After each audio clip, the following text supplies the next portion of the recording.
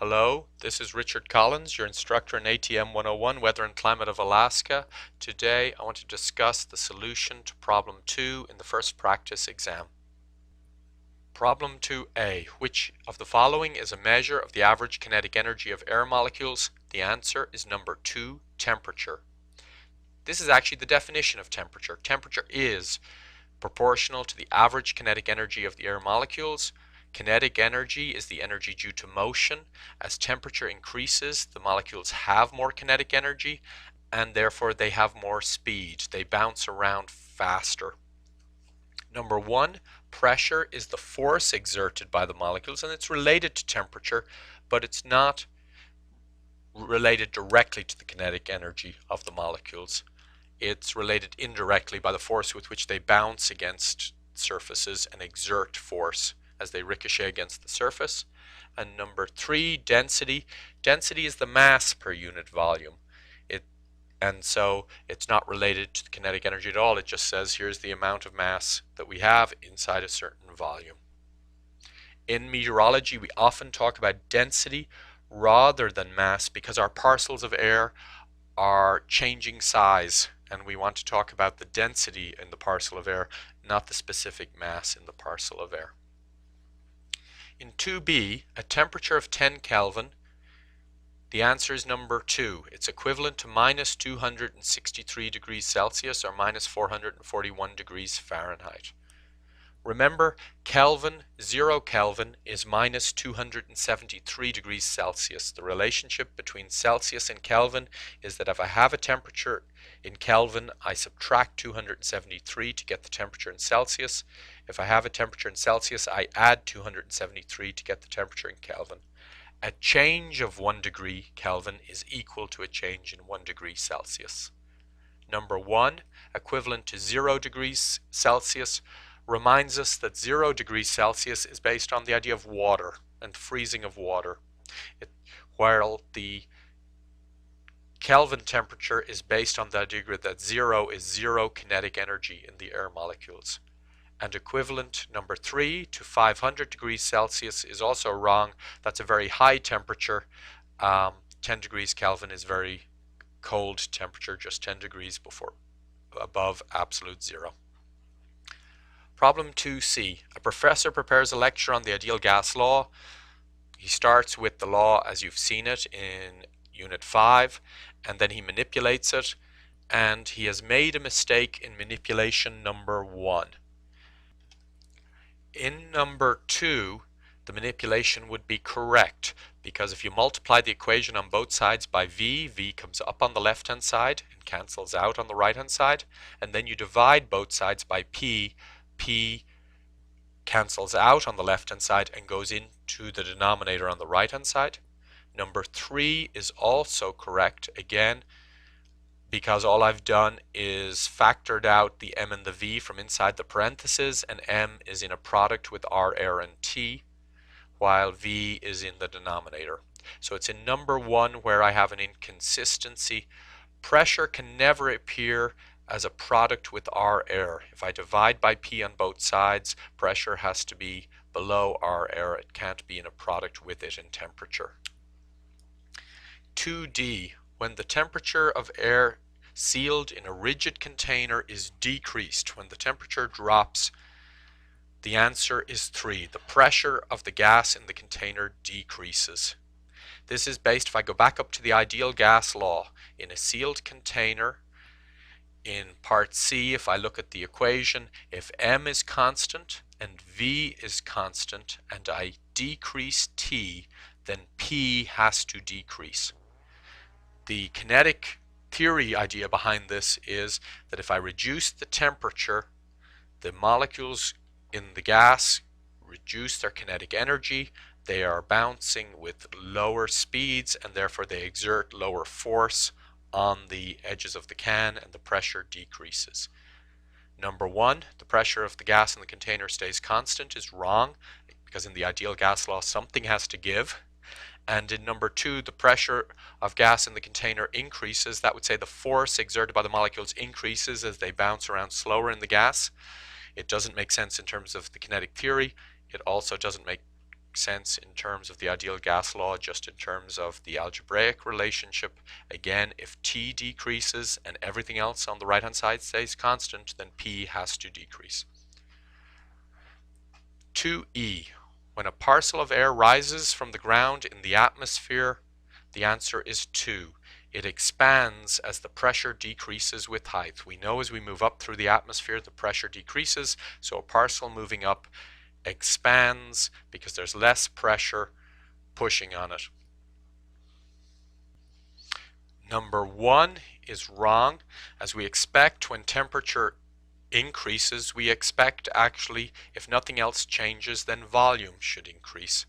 So contraction is wrong here, and also temperature doesn't tend to increase with height unless you're in the stratosphere. In the troposphere, it decreases with height.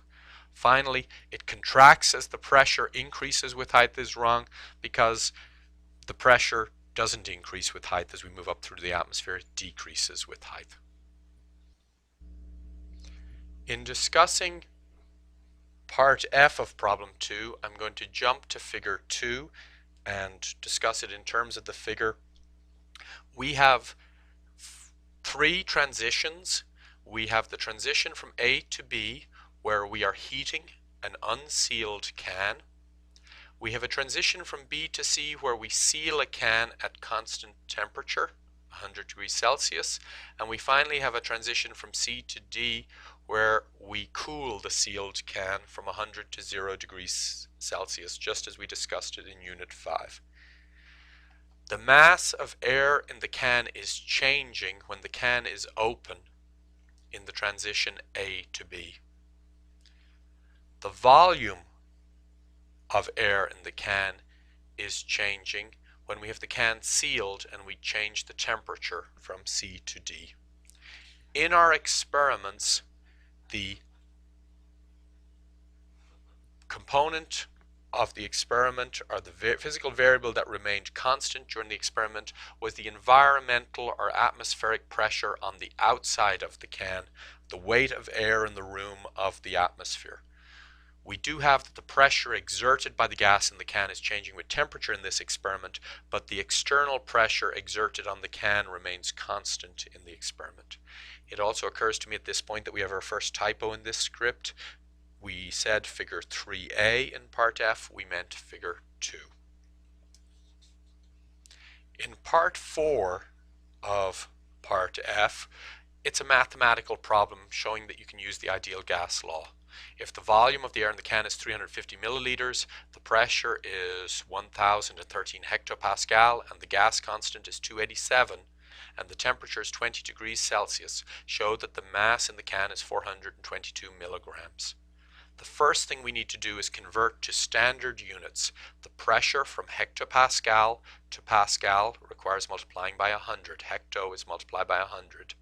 The volume in milliliters to meters cubed is in 2 steps. The first thing is a milliliter is 10 to the minus 3 liters, and a liter is 10 to the minus 3 meters cubed. There's 1,000 liters in a meter cubed.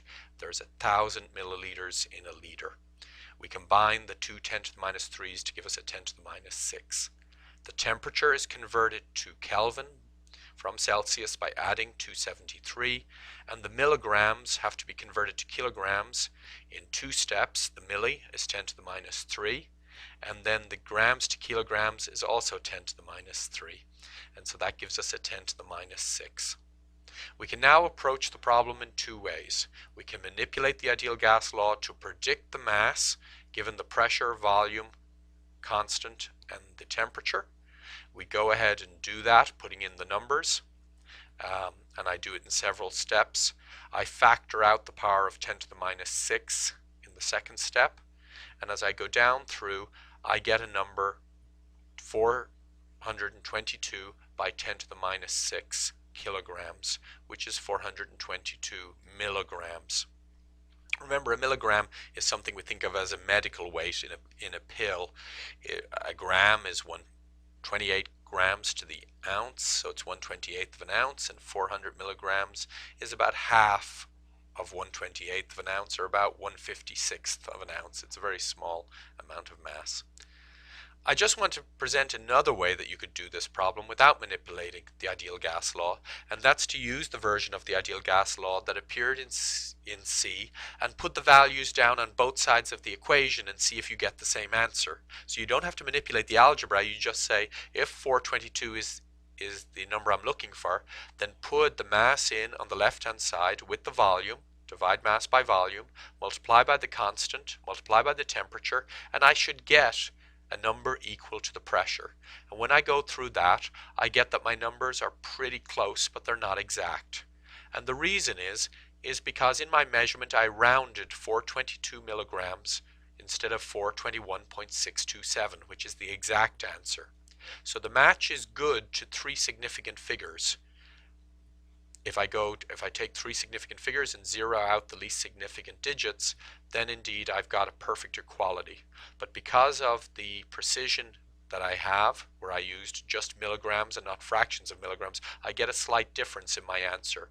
101,300 or 101,300 pascals on this side, on the left hand side, and 101,389 pascals on the right hand side. The difference of 89 pascals is not significant. It's within the error due to the round off from 422 to 421.627 milligrams. In part 5, I have the same approach again to the calculations. I've just got different numbers. This is about the mass of air in the can when the can is cooled to 0 degrees Celsius, and the volume of the can in this particular case has got smaller, and we have a smaller mass of air in the can. And this is just to reflect what you did in your experiments, where you heated the can, you drove air out of the can at the high temperature, then you sealed the can and you let it be crushed by the atmospheric pressure. And the reason it crushed is because the mass in the can had been reduced in the three-step process, the three transitions that you had set up in the experiment. Again, I give you two ways of solving the problem. One is to manipulate and check the prediction of mass given pressure, volume, the ideal gas constant for air, and the temperature. The other way is just to balance the ideal gas law on both sides of the equation and see if you get that the numbers on the right combine to give you a value that's equal to the number on the left of the equal sign. Again, it highlights issues of precision. You don't have to talk about all this in the true solution. You can use either method for full credit. It's just to prove that you can manipulate the ideal gas law and that you can use standard units. Finally, we have narrative question G, where I ask you to explain what's happening to the gas in the transitions A to B and C to D. The idea is not to use numbers, but to talk about conceptually what's happening in the relationships of the ideal gas law in how the gas behaves. The core concept here is about balance between the pressure exerted by the gas inside the can, defined by the ideal gas law, and the pressure of the air outside the can from the weight of the atmosphere. When the pressure exerted by the molecules inside the can is greater than the pressure of the atmosphere, the gas will push outward. When the pressure of the atmosphere is greater than the pressure exerted by the gas inside the can, the atmosphere will push inward.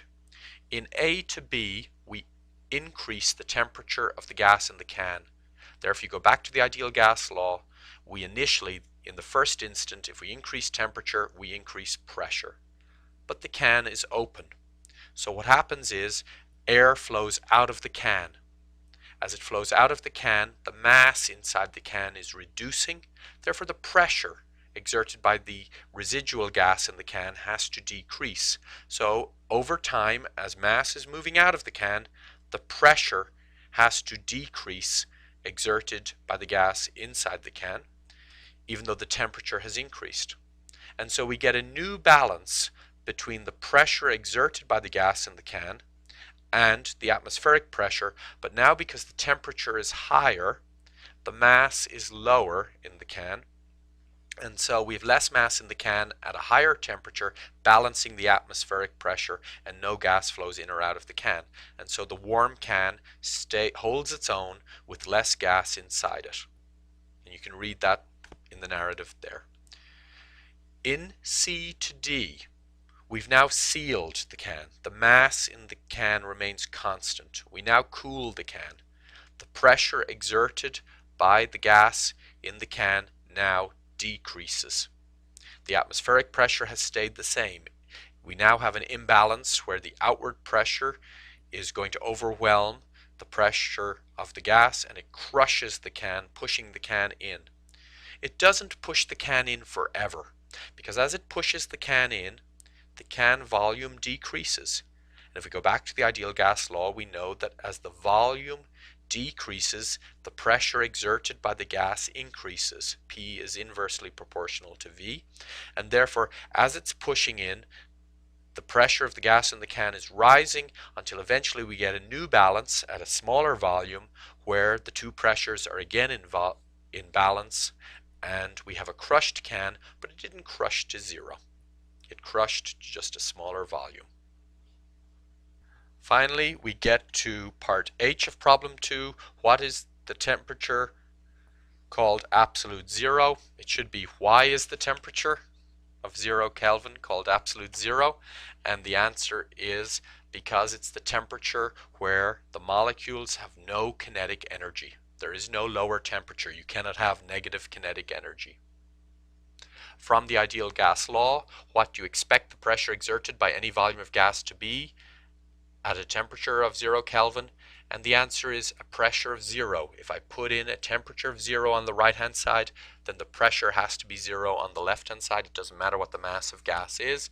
And the reason is, of course, that at 0 Kelvin we have no kinetic energy. The molecules are not moving, therefore they don't ricochet against any surface, and therefore they don't create any force or pressure against the surface, and so there is no pressure.